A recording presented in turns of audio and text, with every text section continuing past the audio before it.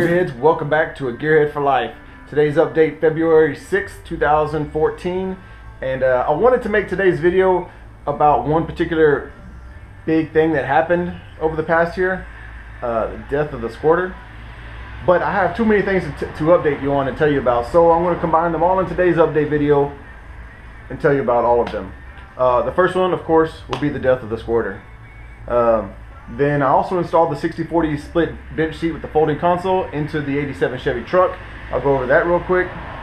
I picked up another 5.3, and I'm going to show you pictures of it and how before and after, cleaning it, painting it, and show you the difference in the process. Well, just showing you how much they can be cleaned up, because sometimes some people I posted on Facebook really couldn't believe the difference afterwards. That's something else, and sometimes I forget to tell y'all everything here on YouTube because I post up daily, usually daily. I post up step-by-step of everything I do on my Facebook blog page, A Gearhead #4 Life with no spaces. So if y'all want to follow me over there, you can. But I'm going to try to make sure to keep y'all updated on all of those things as much as I can through here on YouTube on these videos also. One little thing here I'll show you first of all is right behind me is these are going to be my nuts that hang off of my back bumper, my tow hitch. That's something else. I've installed a tow hitch on the truck now. These may possibly be the nuts also. Okay, well, let's roll to that tow hitch. Today I need to do brakes on the wife's truck, but here's the tow hitch. Tow hitch on the back of the truck. You can see it makes it look like I need a bumper even more now. But I felt naked without the tow hitch. I had to have one, needed one. Pulling tree stumps, pulling cars on trailers, whatever. I couldn't do any of it without a tow hitch. So now that's on there. I feel better. I'm able to do work now. Like I said, let's go to the Squirter. Okay, the story on the Squirter. The poor Squirter. I've been driving it now. It's been driving good and been driving fine, right? But just 2 nights ago, I took it for a ride to go give, I'd say, an hour one way, an hour back, to go take a friend out for a cruise, right? Well, we're getting on it. Oh, I found out my push rods were too short, so I had put the right length, checked the length, and put the correct length push rod in there. I had the 7.35s. I did that because of the 45 thousandths mil I had on the heads. Problem was I guesstimated what size push rod I had, which is not recommended. You shouldn't do that. You should actually check the length to make sure you have the correct length push rod. Well, it turned out I needed a 7.4 length push rod, 7.4 inches. So I got the right push rods in there. And so while I was taking my friend for a cruise, we were watching air-fuel ratio, make sure everything looked good with wide open throttle pulls. It was pulling good, pulling strong, man. I probably did 5 to 10 good wide open throttle pulls, right? Well, near the end of those pulls, I noticed a lack of power, like timing was off. I thought just something came unplugged, a MAF or something, a wire melted, who knows what. So I didn't think much of it. I tried again and tried it again. It still had a loss of power. I was like, what is wrong with this thing? Well, when I stopped to check the oil, there was no oil on the dipstick. Number 2 cylinder has been burning oil, right? And I guess I obviously haven't been keeping a close enough eye on the oil level. I've been checking it, keep an eye on it, but not close enough. I guess I'm not used to an engine eating oil like that. So number 2 was the one that had the rust in it, that was the worst, and it had the most sanding done to it with the sandpaper back when we built it. No, didn't build it, but back when we cleaned it out, I should say. So that cylinder's been eating the oil. It ate so much, I think it was down to about 2.5, 3 quarts. And a wide open throttle, sucked the pan dry, and it looks like we spun a bearing. That was about 20 minutes away from my house. I barely babied it home. I stopped at a gas station and put 2 quarts in there just to get oil to show up on the dipstick. There you go. So it barely made it home. And like a cruise speed, it seemed to do okay. The engine wouldn't stay running by itself. It had so much friction inside the engine, it wanted to die. I had to keep my foot on the gas. But if I tried to give it any more of a load, you know, give it some more gas, kind of a knocking noise. So I don't even know if it'll start right now. I figure I'd let y'all see what happens with me, right? I'm gonna crank it up right now and see if it will crank. See what happens. It might be locked up is what I expect.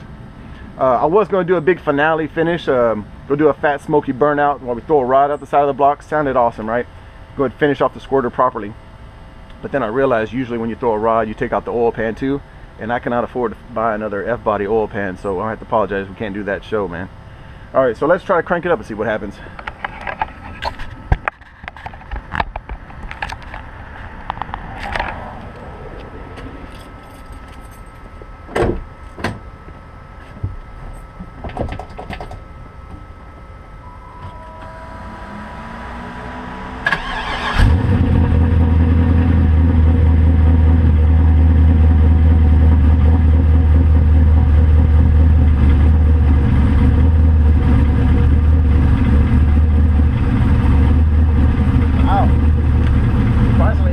bad. That's crazy.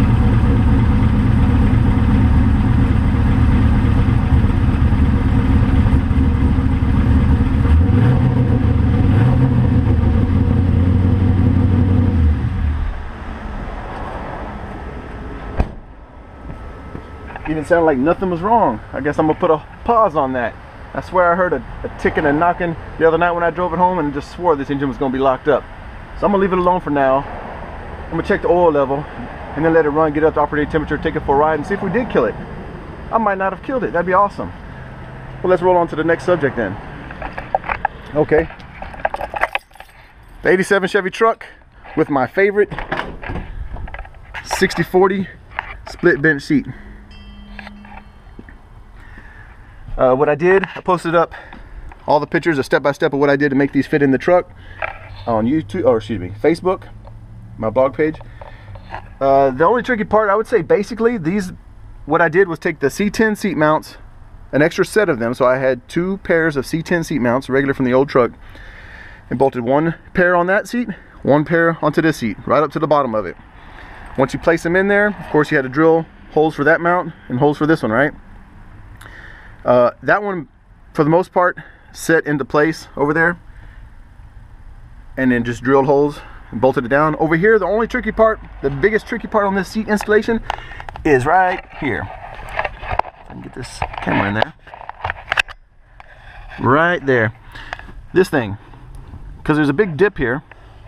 On the back, I was just able to drill a hole and bolt it down. Up in the front, I had to make this little tower to mount the seat onto. This tower is made from the ears that I cut off of the seat mounts. On the seat mounts, when you take them off the C10, it'll have 2 bars that go up in the back, the rear of the seat, to mount to the seat. I cut those 2 bars off, welded them together, then welded them to the floor. Actually, I can move this carpet out of the way. Just welded them to the floor like that. Alright. And then made a tower, which obviously wasn't big enough. Probably found a better spacer than that. There's just some washers. It'd be nice if it was wider, but it doesn't flex. I have no issues. It works fine. And then later on, I'll probably make a more detailed video of what I did. But that's the 60/40 split. Both of them move independently from each other. Both seats come forward. I love these seats. All right, what's next? Here's the extra 5.3 that I picked up. When I picked it up, it was nasty, covered in crap. I'll show you a picture of it here.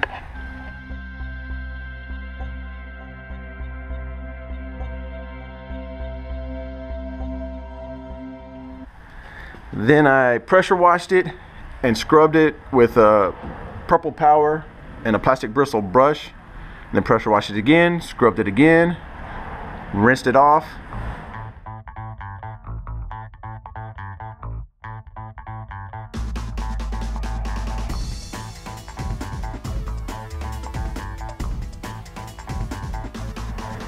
Let it dry, threw some semi-flat black paint on it.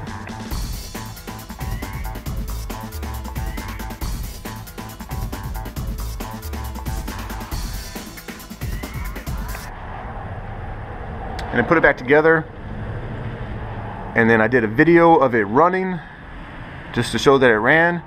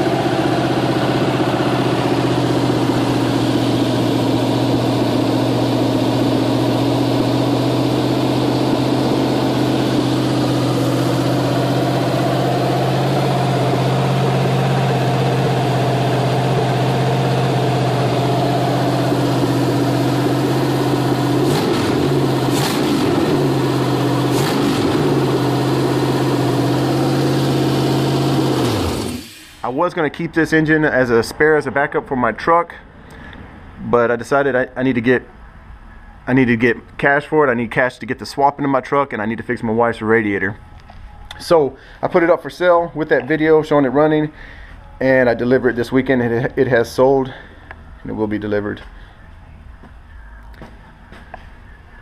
I think that's everything. Did I cover everything? Oh, let me show you all this fridge. My buddy Jack hooked me up and gave me a 1951 International Harvester, I believe it was, refrigerator. Thought that was pretty cool. It's gonna be a cool project. Thank you, Jack. What I'm gonna do is do like I've seen in somebody else's garage before. They had one of these old refrigerators. They did a hot rod paint job on it, flames all the way up it, and used it as the garage refrigerator. Keep your sodas, water, whatever in. Alright, so I just checked the oil after that startup, and there was nothing on the dipstick. It took 1.5 quarts to get it to the full line on the dipstick. Oops, I need to close the lid. So what we're going to do now, since it sounded good a minute ago, oddly, we're going to crank it up, get it to operating temperature. I'm going to leave the camera rolling in case we hear any loud booms or anything. It'll be recorded, or any noises, so you'll hear what they sound like. If it sounds fine once we get it up to operating temperature, then I'll strap the camera on the side of the car and go for a ride and see if we get any knocks that way. Alright, let's see what happens.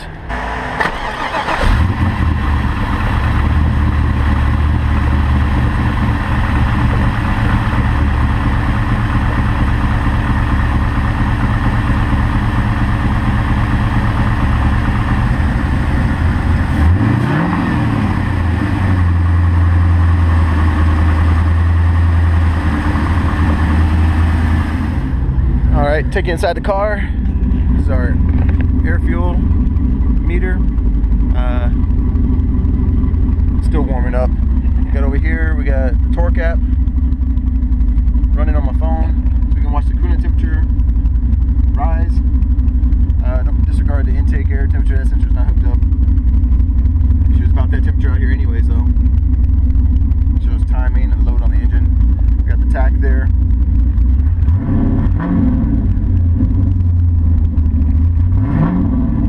Stumbling a little bit.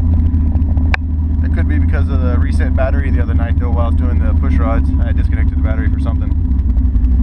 My gauge is up here. I don't have them all hooked up yet. Let's see what we got.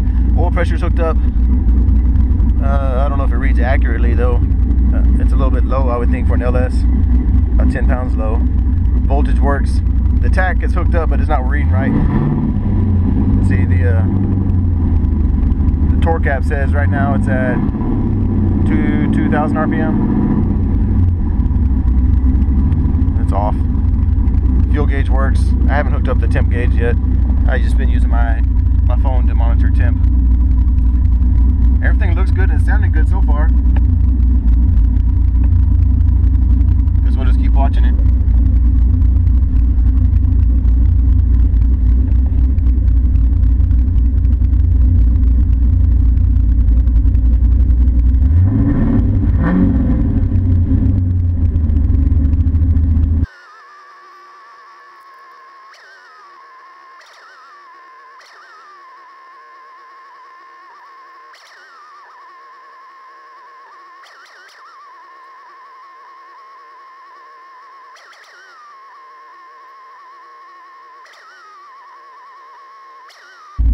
Alright, that's pretty much it. It's reached operating temperature.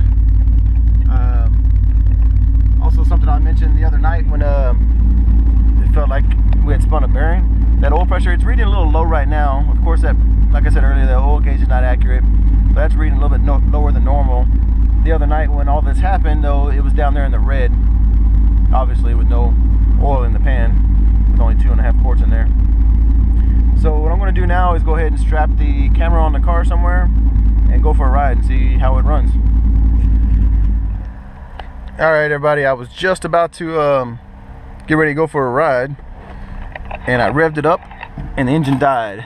I noticed once I cranked it up it was rich up here, but I guess that could be unburned fuel. I don't know, let's see. We'll crank it up again and see what it does. See, that don't sound right. See how slowly it turned over trying to start it? That's not normal.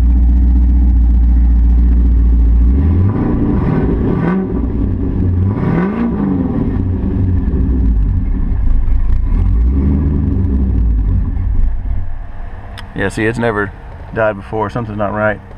And it could be anything though. We gotta figure out what it is. Listen to how slow it tries to start.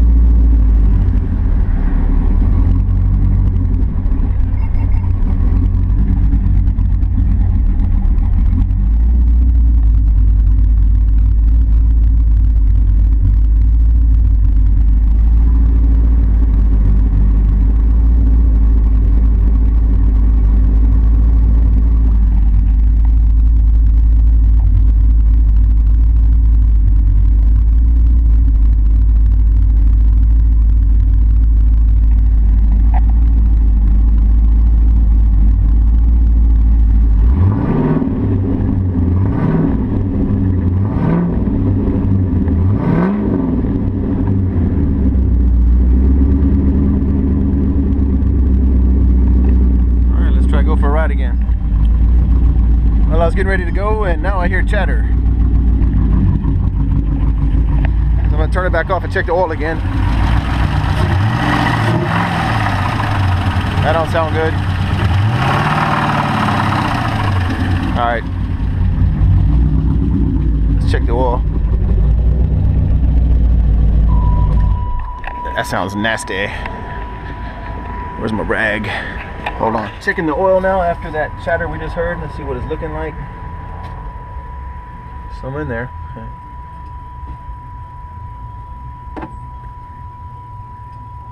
Alright, so we got it super clean. Low carb dipstick. Let's put it in.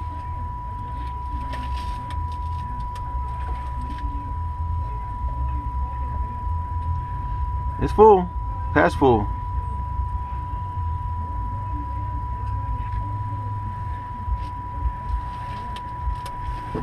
Let's go for that ride. All right, before we go on this drive, I wanted to crank it up one last time on camera because it's running wrong, rough. It sounds like a sewing machine.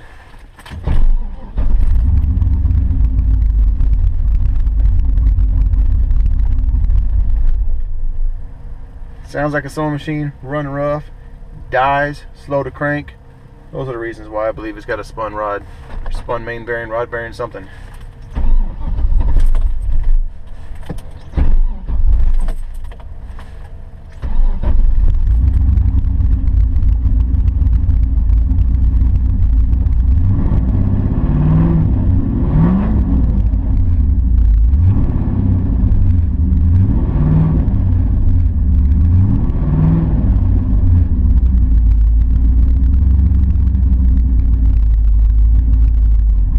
All right.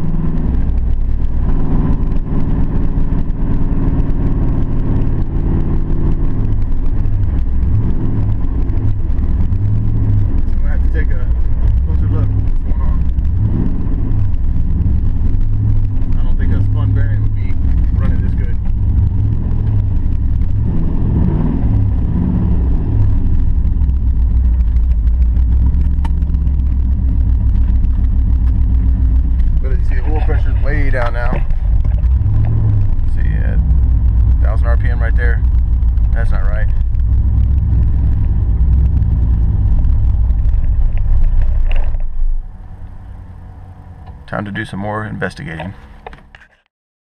All right, guys, that's it. That's the update for Gearhead for Life. I hope that y'all have a great weekend coming up. Be productive and keep on wrenching.